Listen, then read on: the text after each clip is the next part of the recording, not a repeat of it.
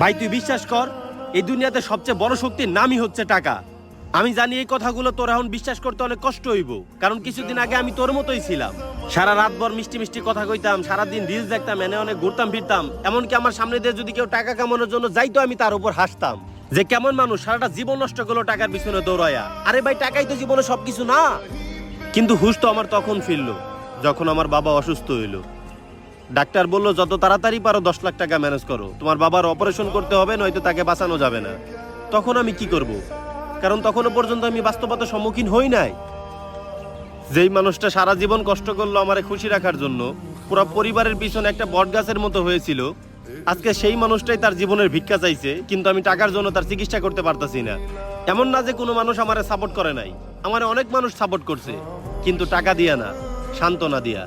যে বাবা, উপরওয়ালার উপর ভরসা রাখো, উপরওয়ালা তোমার সবকিছু ঠিক করে দিব। আর এদিকে ডাক্তার, যারা কিনা উপরওয়ালাই দুনিয়াতে পাঠাইছে মানুষের চিকিৎসা করার জন্য, মানুষের জীবন বাঁচানোর জন্য, সেও টাকা না পাইলে চিকিৎসা করতে চায় না। তাই তো আমি বলি, এই দুনিয়ার সবচেয়ে বড় শক্তির নামই হচ্ছে টাকা। এই দুনিয়াতে টাকার প্রয়োজন ঠিক ততটাই যতটা প্রয়োজন হয় আমাদের বেঁচে থাকার জন্য অক্সিজেনের।